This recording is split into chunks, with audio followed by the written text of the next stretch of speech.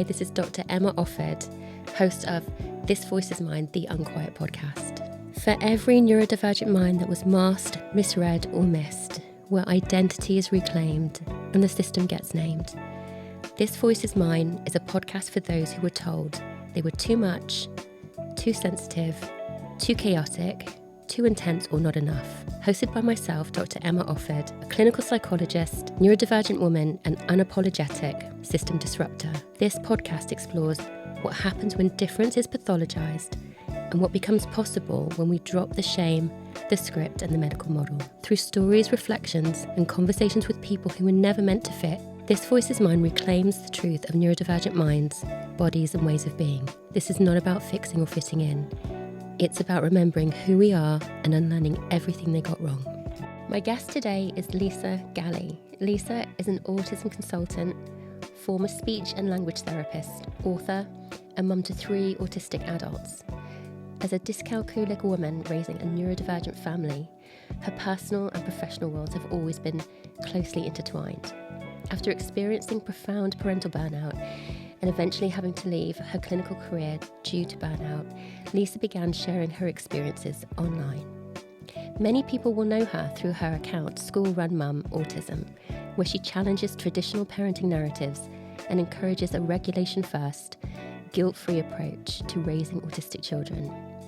She's also the founder of Autism Parenting Revolution, a membership community supporting parents who want to step outside compliance culture and parent in ways that prioritise safety, understanding and relationship. Her forthcoming book, Parenting Your Autistic Child, Permission to Do It Differently, will be published by Penguin Random House in August 2006. Welcome, Lisa. Thank you for having me. I'm so excited to be here. So before we get stuck in, would you mind just telling our listeners a little bit about who you are, what you do? Yep, no worries. So where to start? Yeah, so first and foremost, I'm a mom to 3 autistic grown-up children. I still call them my babies, even though they're fully grown. And yeah, I'm a former speech and language therapist, but now I have a business that I run predominantly online. And that was kind of an accidental business, really. It started out as something for me to do after I'd left my career. And it just grew and grew to the point where we had this community around us. And I realised one day I was growing something that was actually going to be my career now. And so I support parents of autistic children through my membership, the Autism Parenting Revolution, and also we have some online courses and things like that as well. And yeah, so that's me. And it's so lovely to hear you call me an author, because that still feels surreal at the moment. So I spent the last 12 months writing my book. Amazing. I was trying to get hold of it, but obviously we can't get hold of it until August. I got that right. That's today. right. Yeah. But you can pre-order, but it's okay. publication is the 27th of August. Yeah. That sounds amazing. So you were a speech and language therapist. Was that your first career? Sort of. So shall I start from the beginning and tell you kind of where my career kind of went? Yes, it's please. all a little bit, it's all kind of mixed together, really. So I had my first child when I was 18. So I was a baby myself, really. And very much felt like I needed to prove myself to everybody, because as supporters of my family were, I was very aware that kind of the narrative was, oh, she's ruined her life now. So I was so adamant that I had to do something, have a career. And at the time, obviously, I had a new baby. So I started a degree with the Open University, did a psychology degree. And over sort of 8 years of having my family, have my other children, did it part-time. And then thought, well, now what? What do I want to do now? And did my final exams, actually, when I was 9 months pregnant. And so from that point, my youngest son was born, and that's when our life changed, really. He was very different to my other children, even though they're all autistic. And so career-wise, I was aware I couldn't actually go out to work at that point. I needed to be looking after him full-time. So I thought, right, I need to study more, because I'm a big believer that knowledge is power. Yes. And so I started a qualification at Birmingham University, and it was autism studies. So I think it was one of the first autism specific studies that were around at the time in the early 2000s. So I did that, and then worked as an assistant, speech and language therapy assistant at a residential school for autistic children. Absolutely loved it. And that's when my colleagues there were really supportive and encouraged me to go off and study to be a speech and language therapist. So I did that while the kids were still quite little. And then that's where, I worked as part of an autism outreach team. It was kind of like a pilot project working in mainstream schools with children, autistic children that were at risk of exclusion. So it was very high sort of stress, very sort of, we were like the last port of call, really. So did that for a while, and then actually kind of did the reverse things that many speech therapists do. I then went into the NHS and went more general, as opposed to going general and then being very specific. So worked for the NHS in community clinics, ended up working in special schools anyway, because that was something I was interested in. So still quite specific, working with autistic children.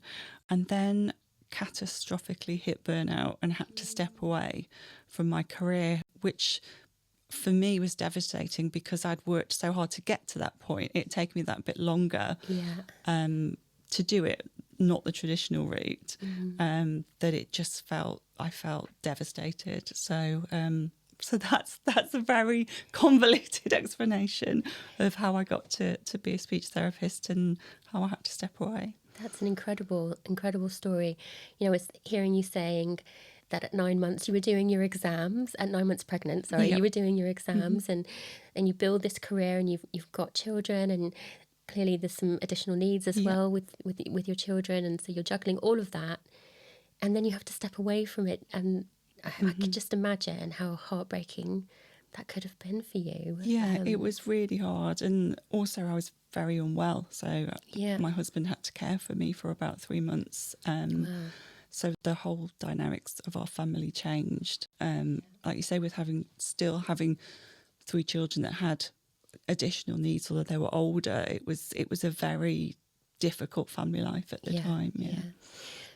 I mean, so many people talk about burnout as a kind of general experience. So, you know, not necessarily neurodivergent people, but you know, I hear so many people talking about burnout, and I also hear, you know, maybe a more neurodivergent specific kind of burnout, and how so many people are not believed, or it's minimised. It's because it's this kind of general, I feel really burnt out, that maybe some people don't quite recognise how disabling burnout can be.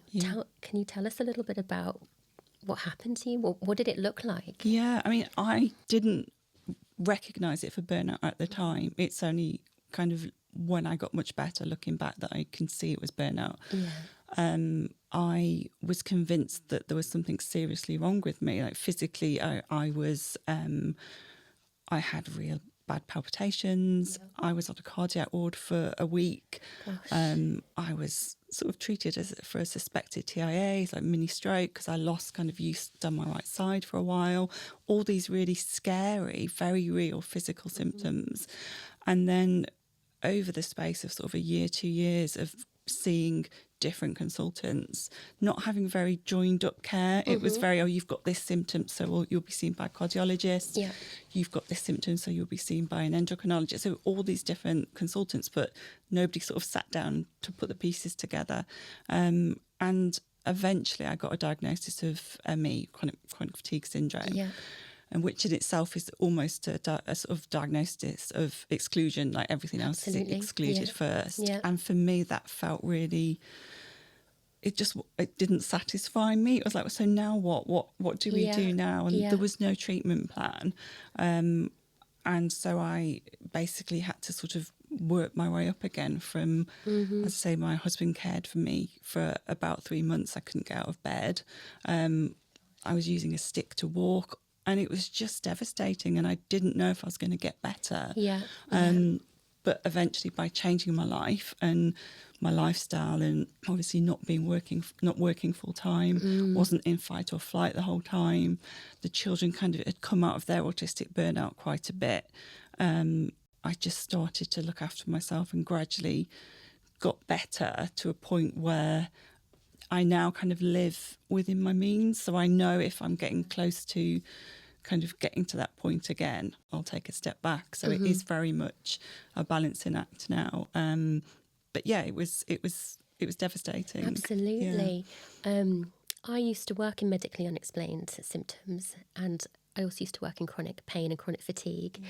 And at that time, I didn't understand neurodivergence like I do now. Then it was much more the kind of stereotype of what I was educated on. And I look back now and I think they were all burnt out. They were neurodivergent. Well, the majority, I'm making sweeping statements here, but when I look back in hindsight, if I think about their histories and I think about their experiences, and just like you say, they would go see, like, you know, there were certain departments that would see them and rule out things like epilepsy or rule out, like you say, anything heart related. And eventually they get sent to this like basement service, which is where I was, the psychologist. It's all in your head. It was kind of the message to them, but there wasn't anybody to really help them understand that this was all real in their body. It might not be detectable on an MRI or something like that in the ways that they were looking for it, but absolutely it was there and was severely impacting people's lives. So yeah, I have seen so much of that. You were saying about building yourself back up. It would be so interesting for everyone to hear about, how do you do that? Like, where did you start? Really tiny steps. So it was, I think a big part of it was the acceptance that actually this is where I am now and not having that boom and bust. So there was a time to begin with where I would get some energy and so I'd be like, oh, I've got some energy, let me do what I can while I've got this energy, and then I'd be in bed for 2 days. So it was accepting that actually the little things made a difference. So, you know, maybe just sitting on a chair and chopping some carrots for dinner when my husband cooked, or and then being aware of like what I felt in my body. So, you know, I think I'd become so disassociated with how my body felt, I didn't trust it anymore. So actually going, okay, so this is what it feels like now, and I'm feeling tired, or my heart is racing, and I'm going to stop and listen to that, and just really being more introvert, more self-aware of myself rather than the external kind of physical symptoms. I think you know what you say is so relevant to so many people, that we become very disembodied and dissociated, and we aren't able to hear our bodies, and you know, we're acting so externally and productively and striving and often doing what we have to do. We don't get a chance to listen to our bodies. It's not always a conscious choice at all. And then this big crash happens, doesn't it? And we have to start to learn to reacquaint ourselves with what our body is trying to tell us. I was just also thinking when I was hearing you talk about, you know, it's such a dramatic shift to be a speech and language therapist in the NHS, you know, raising your children, to then be in bed and then to sort of maybe manage to do something like cutting the carrots, but then find the next day you're back in bed. It's not a linear progression towards like reclaiming your body in the way that it was before. I wonder what that was like psychologically for you. I know lots of people have kind of shared to me that they felt a lot of shame around and self-blame around. Yeah, exactly. Huge amount of shame. I felt shame that I'd not just left my career, but it wasn't my choice. I was taken out of it. Shame and just I didn't want people to know that I wasn't a speech therapist anymore, because I'd spent so long getting to that point. I felt really isolated because as lovely as my colleagues were and came to see me, but that obviously went away eventually.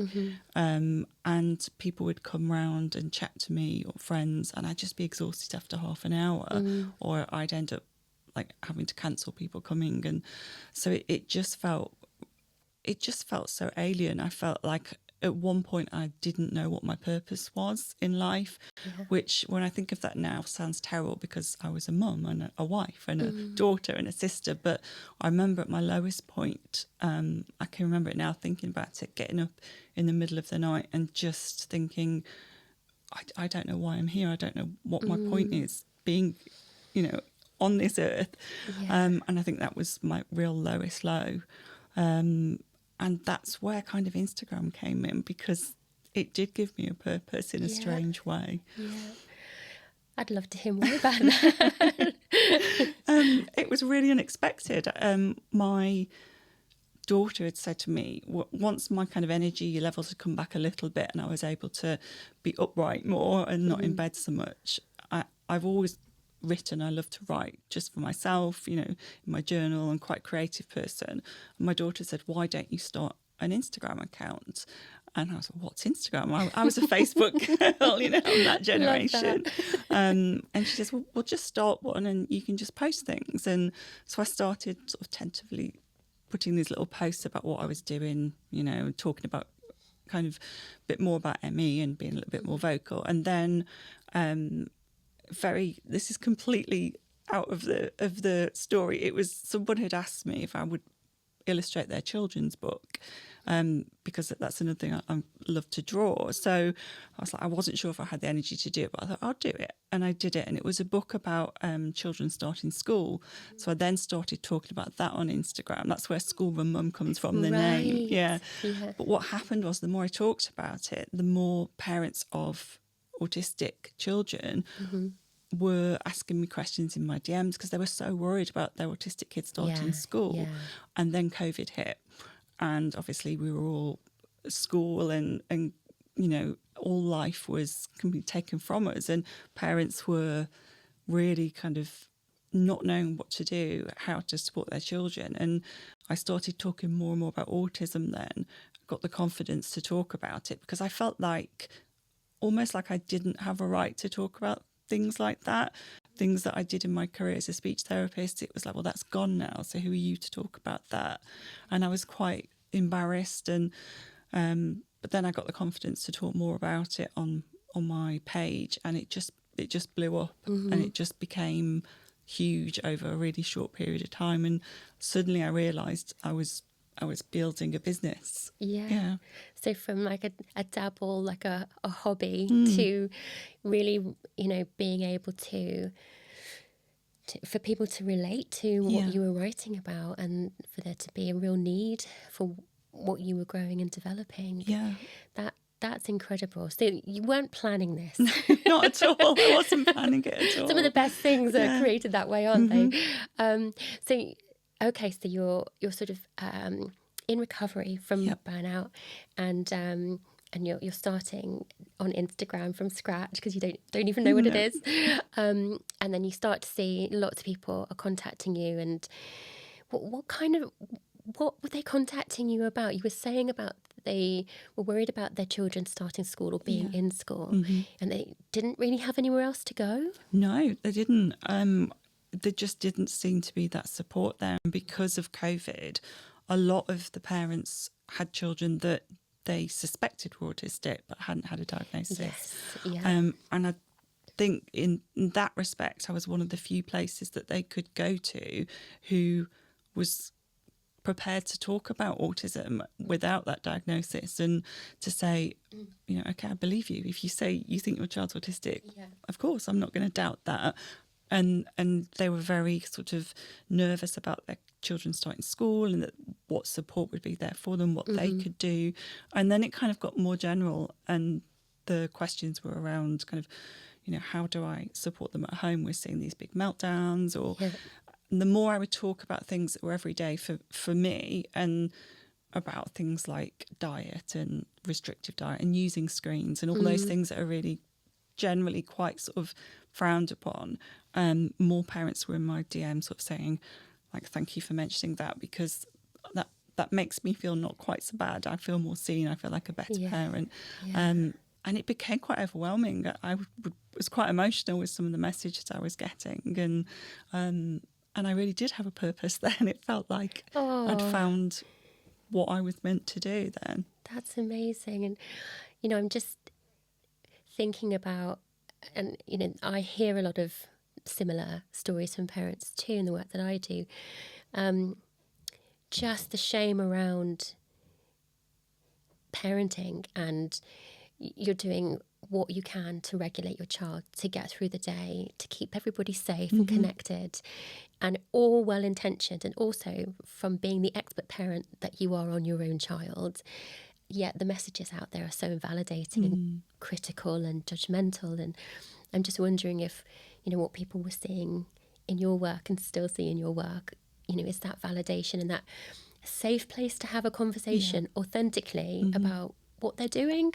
And it's wonderful, isn't it, when somebody can mirror back to you, that's okay, you're really doing your best, or I get why you're doing that, rather than why are you doing that, you shouldn't be doing that, that kind of thing. Yeah, and I think that's what I had needed as a parent when I was parenting. So it just felt that to be able to give that to parents and to say, exactly what you said, it's that validation that actually it's okay to do that. And also, this is why it works. I think that was the other thing. I think as parents, we instinctively often know what works for our children, what does help regulate them, but it goes against everything that we're told by society, by family even. And to actually say, well, this is why it works, I think for a lot of parents was the real kind of light bulb moment was, okay, I've got a reason. I understand now that I'm parenting a child that has a different brain at the end of the day, rather than just I'm doing this and it's permissive, or I'm a lazy parent, which is what I often thought when my children were younger. It works, but I'm lazy giving them a screen. I'm lazy letting them eat chicken nuggets every day. I should be forcing this more and should be trying to do the things that society and parenting courses and all of that tells us that we should be doing. So I think that's a really huge part of what helped parents and what helps them now.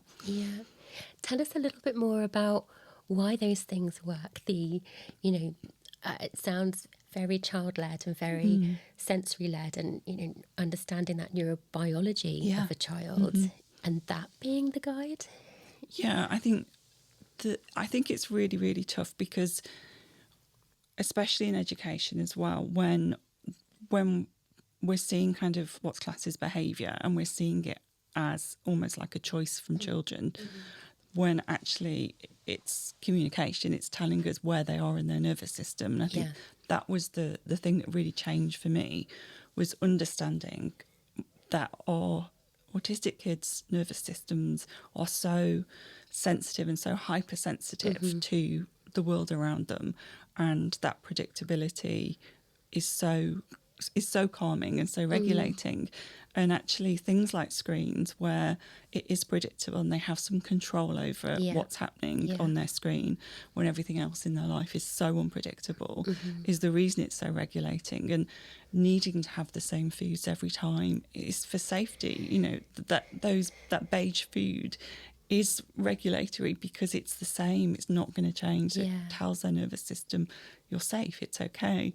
I'm not a neuroscientist, so I don't pretend to know all of the science behind this, but from experience and from what I have studied, it works. And I think because it's so against the grain, because it goes completely against parenting styles that we're taught about in society. Sometimes how I describe that to parents that I work with, that's our halfway.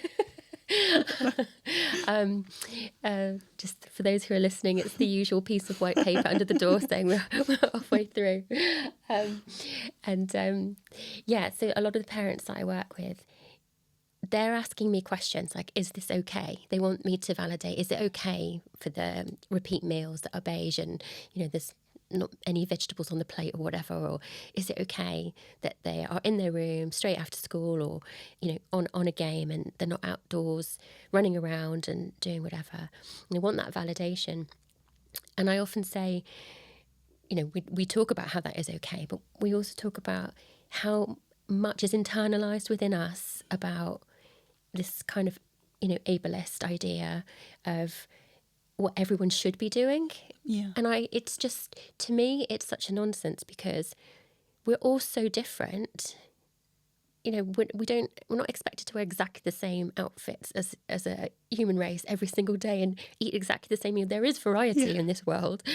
So why, with kids and parenting, do we not invite more curiosity, more variety, more flexibility? Like, what is this sort of,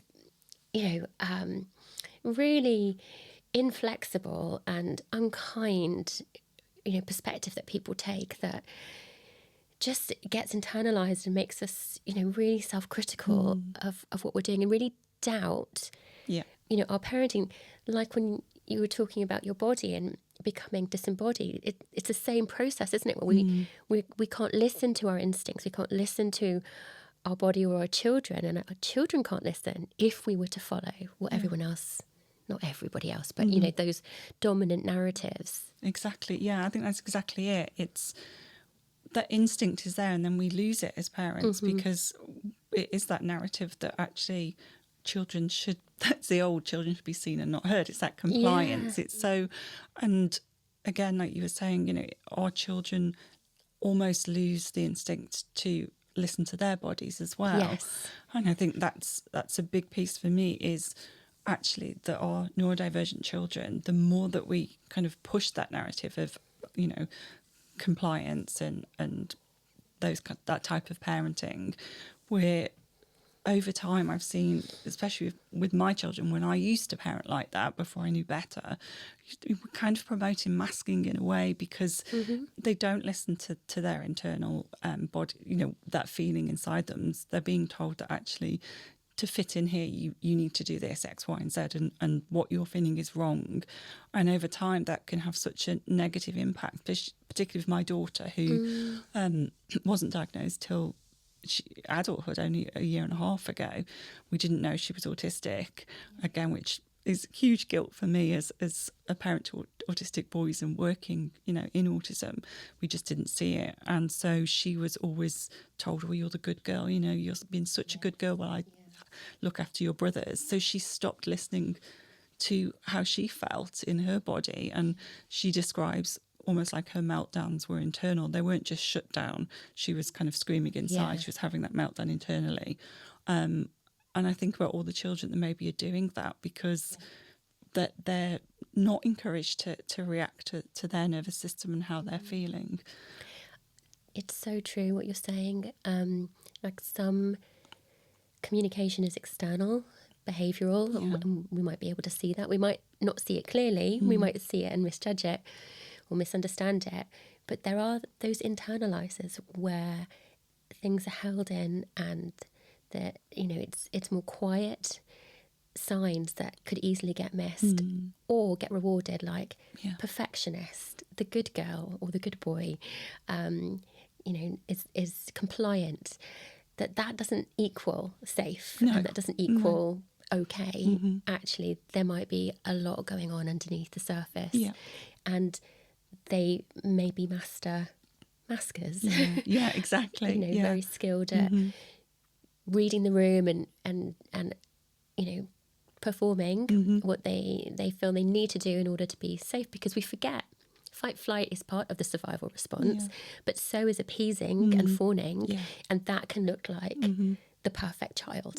Absolutely. And I think that's why in schools often teachers are missing some of those children that are quietly struggling, because regulated doesn't necessarily have to mean calm. You can have a really calm child in a class, or on the outside quiet child in a classroom, just like, as in my daughter, who inside is just trying to survive because they're really, really struggling.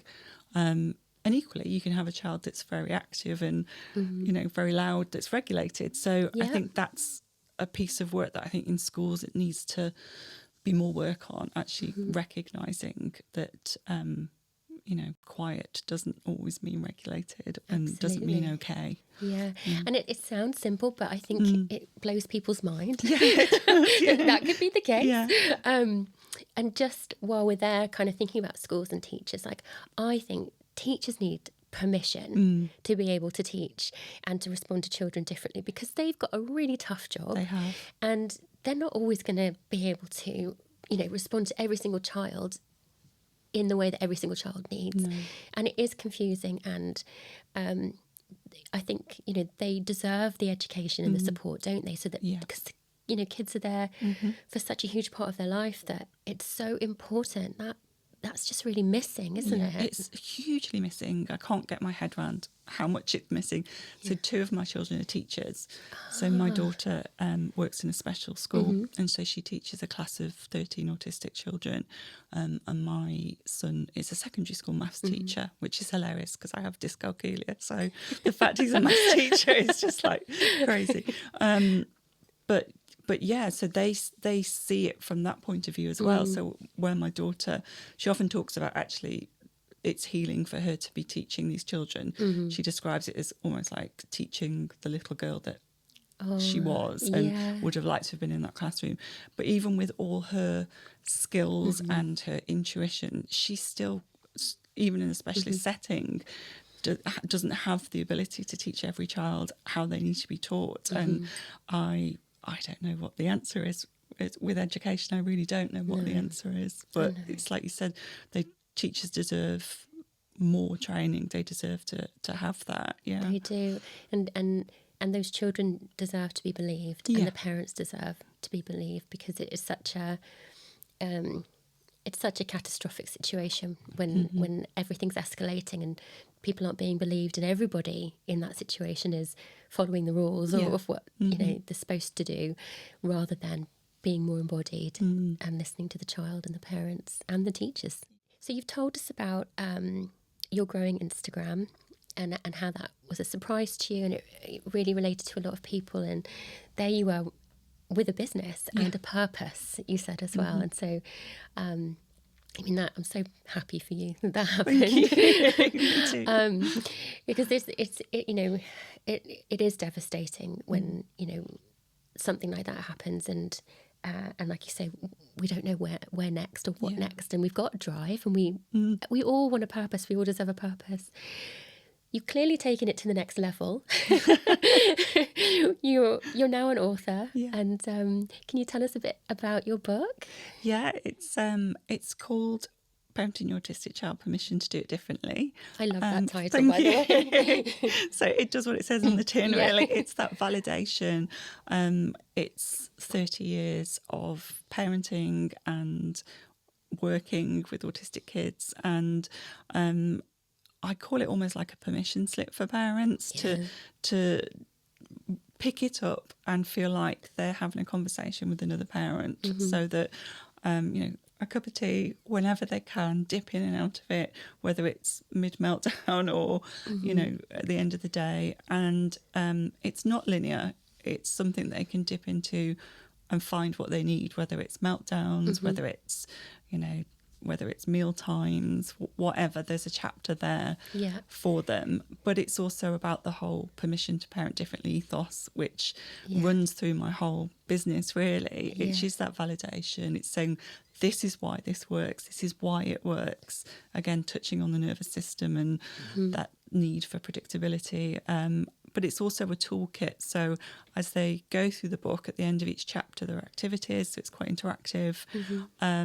And there's the options to kind of create almost like your own manifesto as you go through it. So we have a family manifesto that is on our wall at home. So at the end of each chapter, I invite parents to come up with their manifesto statement that feels right for them, not what everyone else thinks they should be doing or saying, what feels right for them. So by the end of it, they've got this manifesto that they can look back on those difficult days where they just need that bit of reminding. So it's a hug in a book. I was going to say, like, imagine people's shoulders dropping. I hope. just really at the title, then getting actually, into the book and having something mirrored and reflected back, or, there isn't anything there. It's an invitation for them to define it for themselves. And as you know, this podcast is all about raising voices. And, to me, that is such a lovely way to help people raise their own voice. And And also, like I said, often as a professional, I find people come to me asking for validation or advice. And I quite often like to kind of say to them, you have the answer. Yeah. It's what, the barriers in front are to do with society or, I don't know, past experience or, there's so many things that are kind of blocking your inner voice. Yeah. And that's where we need to look. That's where we need to start. So it really sounds like your book just really, embodies all of that for parents. I really hope it does. And there are personal stories in there from my parenting, mistakes I made as well. So it's very human. Yeah. And there are kind of examples of the amazing parents that I work with as well, and their stories. So it's quite a hybrid book in a way. It's sort of personal, professional, and a little bit of everything. So Love that. hopefully it should reach as many people as possible, hopefully. It sounds brilliant. Thank you. Brilliant. So if we kind of go for full circle and go back to, we didn't get to hear about your whole childhood. Maybe you'll have to come back and do that part of your life. But we did start at 18 when you were, was it 18? Yeah, Yeah, he 18. was born on my 18th birthday, so we share a birthday. Oh, wow.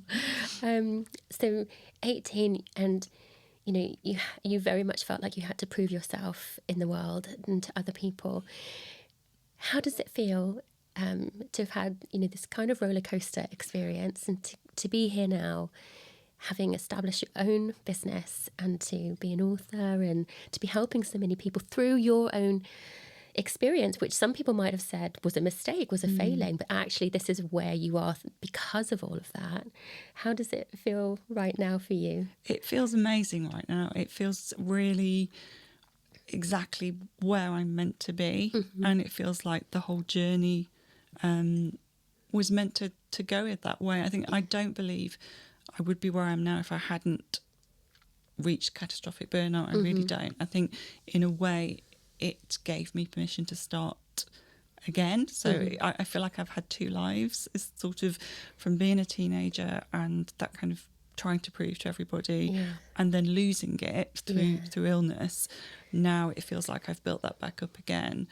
Well, not even built it up again, but created something new from that's authentic and gentle. And I feel like it's given me permission to be completely honest with people. And I think that's, and also I'm kind of in midlife now, so I've gone through menopause. So it feels like a rebirth. So that's how I'd kind of describe it. Yeah. I think it's really important for people to hear that, because some people will be in the void. Yeah. They will be in places of burnout. They will be just, lost, not knowing how to help their child, how to navigate the school system, the local authorities. We see so many people who are in such distress, and I would say are in trauma. Like the experiences are traumatic for a lot of people. And I know some people say that's not trauma. And I think where they're coming from is suggesting that no one's life is at risk in that sense. But they don't think about the relational trauma. They don't think about, the fear of your child's future or the fear of your own future. And there's such a lack of safety and so little certainty, which are, the things that our neurodivergent nervous systems really, crave and need for regulation. So, I know so many people out there will, be uplifted, I imagine, by hearing that it's not easy. And we're not saying it is, but, you can design your life. You can. And it's interesting when you're talking about trauma, I really do believe that parents of autistic children go through trauma every single day. And leaving your children in an environment where their nervous system is going to be triggered and as a parent is traumatic. And every morning I would go through that with my children, and I talk to parents who do it now with their children, and having to walk away. And I just think as a parent is really traumatic, and that builds every single day. And it contributes to burnout massively. And you're right, I think people don't see those, and I don't even want to call them mini traumas, because they don't feel mini, they feel huge inside. But I think as a parent to any neurodivergent child, you're kind of handling that all day, every day, and not knowing what the future is. And I think it's hugely traumatic, and massively contributes to burnout and physical ill health. Absolutely.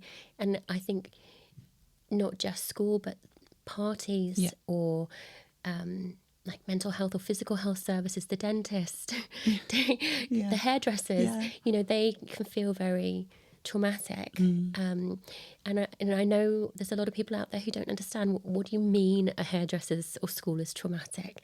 Well, actually, for some people, it really is. And here, let us explain to you why. And I'm not saying, those people are at fault for not understanding. They haven't been given the education, but that's why I think accounts like yours, your book, where, real grassroots, it's not just people who are doing research, it's, people who have lived experience, people who have clinical experience working with people, people who've been through burnout like yourself can, really make a difference to this narrative. And open people's eyes to, the reality of what people are going through, because it will get missed. It gets missed, doesn't it? It does, and I think we need to be listening to parents, because parents have got such a rich amount of information and experience to share. And actually, well, we're a kind of a small company now. We've turned into a limited company, and we've got sort of three or four people that help out, and they're all parents of autistic children who or neurodivergent themselves, who have come through that and now able to really contribute. And I just think that it amazes me what they're able to do and where they've come from and how they've struggled. But their experience is so important, because the parents that we work with, they relate to like amazing, and that's what parents want to hear. They want to hear stories or people who've been there before. So I think it's maybe overlooked a little bit that lived experience can make such a difference in all areas of life. Absolutely. I mean, I really value my lived experience over my my clinical psychologist qualification. I look back and think, there's a lot that I don't listen to about any of that education and it's people who I work with who've taught me as well. Listening to their voices, they've really educated me, and I'm so grateful for those people who have found a way to have their voice, because it's not always easy, is it, to say these things. It's not always easy to stand against, the dominant narrative. It's not easy to stand up and advocate, because people will knock you down. People will criticise and say that's a load of rubbish. That's not safe what you're saying and doing and suggesting. And that's dysregulating as well, isn't it? It is, and I've had that myself. I still get it quite a lot now, where people will message me and say, actually, what you're suggesting is really unsafe and it's damaging to children. When I talk about unlimited screen time, parental control, but unlimited screen time, I'm a big advocate of that. And people really don't like that at all.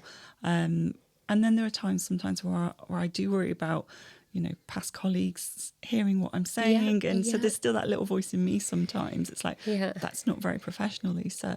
So it can be tricky, but really important. I completely relate to that, by the way. And no one has ever said this to me. I probably shouldn't say this on air, but I'm going to. I always thought that some of my colleagues thought that I was reckless and irresponsible because I would suggest doing things differently. And the look and the energy that I felt from them was really damning, as in like, I cannot believe you're considering or suggesting that, Emma. And actually, I never did anything reckless or irresponsible, by the way, everybody. I'm sure you did. But you that's the sense of threat that I think people, and that can feel very traumatic, that you're living with all the time. What if I speak up? What if I say my truth? What if I challenge the system? Actually, the pushback is so... It's so heavy sometimes, and you think, gosh, are people going to question my career? They're going to question my, my professionalism, my, who I am to be in this space, to have this voice. It's not that easy to have this voice. It's not, and I think also the book, particularly, I found, as much as I absolutely loved writing it, I had to really remind myself that it was okay to say this stuff, because I was thinking it's going out there, people are going to read it, ex-colleagues or whoever, people in the profession, and there are things in there that they will disagree with. But it was like, no, I need to do this because it's not for those people, it's for parents. And just to be a little bit braver. And I think we need more people like yourself to be braver and say, actually, you know, there are different ways that we can look at things. And I think that's what's so important about the community as well, that we can support each other in, you know, and kind of, you know, build this up collectively, so no one person is sort of like the scapegoat there on the podium saying everything. We all have to support each other, and we'll all have kind of different viewpoints within that as well. There's no one truth about things, is there? But that's what we're trying to say, that there's no one truth. So Lisa, I emailed you just before you came, and I asked if you could do something new that I'm trying, which is to bring in an object, a kind of regulating, holding object, and talk about that with our listeners. And have you brought something in for us? I need to grab it in my bag. Lisa's got a beautiful bag, by the way. We'll have to get a photograph of this. I love the colour. So I couldn't bring my dog. So what I have, I couldn't fit him in my bag. So I've bought a little model of my dog that I had made a few years ago, and it looks just like him actually. So this is Ted. He's got a bit hairy because he's been stuck in my handbag.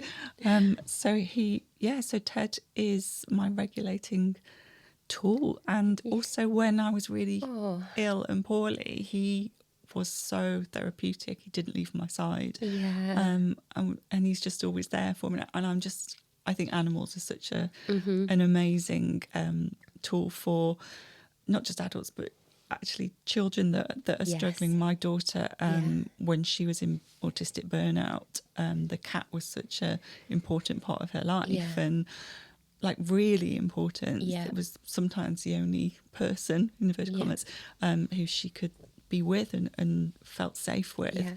That's my object. That's gorgeous. And did you make that to come on here? You already had it? Oh no, I've already had it. I've had it a few years. That's lovely. And I really hear you about that, because like sometimes it doesn't seem like enough, right? A child is lying next to their cat or their dog, or, you know, that seems to be all they're doing, and they're trying to recover from burnout. And actually that's huge. There's co-regulation there. Exactly. There's a relationship. There's something safe and reliable. And, you know, I think, there are our companions, and they really support us, don't they? They do. And lots of parents who I work with have pets that they're exactly like you just said, they're there for co-regulation. A family I worked with had a rabbit, and you know the daughter would just always have the rabbit with her, and it was so important. So really important. When some parents are looking for like solutions because they're feeling so desperate, I think they're surprised, because sometimes I'm like, have you considered getting a cat? Or, you know, sometimes it's the really simple things like, have you changed the lighting in the room? Like really coming back to basics, coming back to our bodies, and you know, being grounded with an animal is such a beautiful experience if you like animals. Yeah, exactly. That those are really important things to remember. It isn't some kind of fancy solution. No. It's, you know, it's scientific, isn't it? Our heart rate reduces when we're stroking an animal. So, so I've got 2 more questions for you. Okay, so what I wanted to ask you was, if someone was listening today as a parent who feels overwhelmed, guilty, or unsure of themselves, what would you want them to know? First of all, I believe you, because I think that's such a powerful statement that someone said to me when I was parenting. So I believe you. Absolutely. Validation. And trust your gut, listen to your instincts. You know the answers. It's exactly like you were saying before. It's just breaking down those barriers and going, trust in yourself that you know what's right for your child. Yeah, absolutely, 100% with that. And then I'm asking every guest a question, which I didn't do on the last series, so I'm just playing with ideas. So when you hear the words, "This voice is mine," what do they mean to you? Bravery. That I think when I think about my voice, I'm not necessarily being big-headed and saying, "Oh, I'm brave," but it's about actually being authentic and being able to share my voice. You have to be brave to do that sometimes, and exactly everything we've just talked about. And freedom. So it feels really freeing to be here not here, but here as well, yeah. And just sharing my truth so that other parents can benefit from that. So yeah, bravery and freedom. Love that. Love that. Thank you so much for coming here Thank today. you, Emma. It's gone so quick. Really, really loved our conversation. Oh, thank you. Me too.